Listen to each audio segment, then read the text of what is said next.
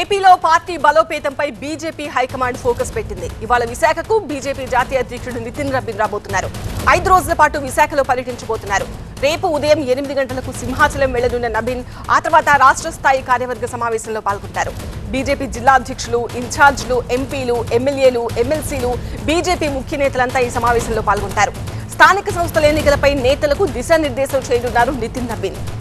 మరోవైపు స్థానిక ఎన్నికలపై కూటమిలో కీలక భాగస్వామి అయిన జనసేన కూడా ఫోకస్ చేసింది. గ్రామ స్థాయి నుంచి పార్టీ బలోపేతం కావాలంటే స్థానిక ఎన్నికలే కీలకమని జనసేన భావిస్తోంది.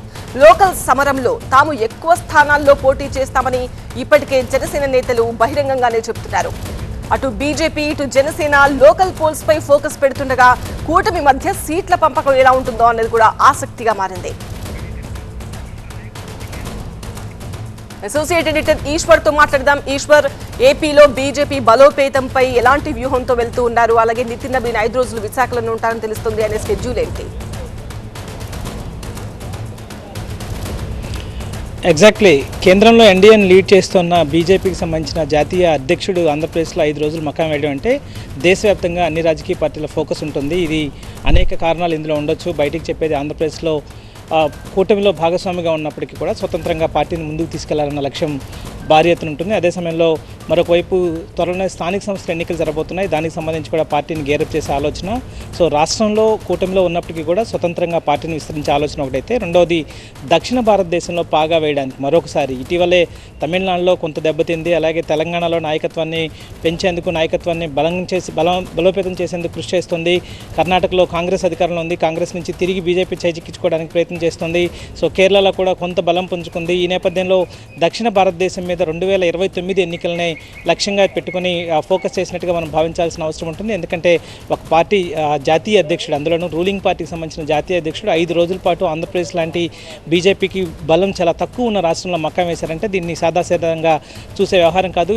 వాస్తవానికి భారతీయ జనతా పార్టీకి ఆంధ్రప్రదేశ్లో దాదాపు 10 మంది పోటీ చేస్తే 8 మంది ఎమ్మెల్యేలు గెలిచారు. స్ట్రైక్ రేట్ ఎక్కువ ఉన్నప్పటికీ కూడా జనరల్ బాడీస్లో అసెంబ్లీలో వచ్చిన ఓటు శాతం 2.83% మాత్రమే. అది చాలా చాలా చాలా తక్కువ శాతం. సో దాన్ని పెంచుకోవాల్సిన అవసరం ఉంది. కూటమిలో ఉండడం కంటే కూడా స్వతంత్రంగా పార్టీ బలం పెంచుకోవాల్సిన అవసరాన్ని జాతీయ నాయకత్వం గుర్తించినట్టుగా మనం భావించాల్సిన అవసరం ఉంటుంది. లోక్సభ ఎన్నికలకు వచ్చేసరికి మళ్ళీ అది 11%కి పైగా పెరిగింది. కానీ ఆ రెండింటి మధ్య చాలా గ్యాప్ ఉంది, అసెంబ్లీకి లోక్సభకి ఓట్ల శాతాన్ని. సో దాన్ని బీజేపీ కూడా చాలా ఆసక్తిగా చూస్తోంది. సో ఒక జాతీయ పార్టీ అయినప్పటికీ ఇక్కడ దాదాపు 8 మంది ఎమ్మెల్యేలు, క్యాబినెట్లో మంత్రి ఉన్నారు. సో ఇప్పుడు ఈ సమయంలో కూడా పార్టీ ఓట్ బ్యాంక్ని విస్తరించుకోకపోతే, ఆ పార్టీకి సంబంధించిన వ్యవహారాల మీద ఫోకస్ చేయకపోతే మళ్ళీ ఇంకొకసారి ఇట్లాంటి అవకాశం రాదన్న ఉద్దేశం పార్టీ జాతీయ నాయకత్వంలో ఉన్నట్టుగా అర్థం చేసుకోవాల్సిన నేపథ్యం. అందుకనే రేపటి నుంచి ఆయన చాలా విస్తృతంగా పార్టీ శ్రేణులతో సమావేశం కాబోతున్నారు. రేపు రాష్ట్ర స్థాయి కార్యవర్గ సమావేశం, అలాగే మంత్రులు, రాష్ట్ర స్థాయి నాయకత్వంతో భేటీ అవుతున్నారు. అలాగే మిగతా పార్టీ శ్రేణులు అన్నిటితో ఆయన అన్ని శ్రేణుల్లోని, అన్ని స్థాయిల్లోని పార్టీ శ్రేణులతో ఆయన కలిసే అవకాశం కనిపిస్తోంది. జంజీతో సమావేశం కాబోతున్నారు. సో దాదాపుగా 5 రోజుల పాటు ఇక్కడే ఉండి దీని పట్ల, పార్టీ పట్ల విస్తరణ చేస్తున్న నేపథ్యంలో పూర్తి స్థాయిలో భారతీయ జనతా పార్టీ కూడా అలర్ట్ అయింది. నాయకత్వం అంతా విశాఖకి చేరుకుంటుంది. విశాఖలో మరి కాసేపట్లో ఆయన రాబోతున్నారు.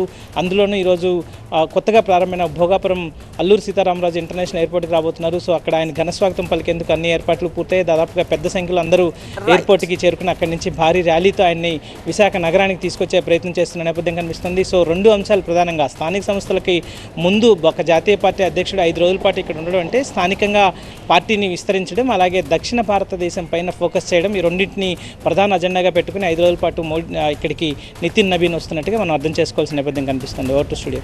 రైట్ ఈశ్వర్.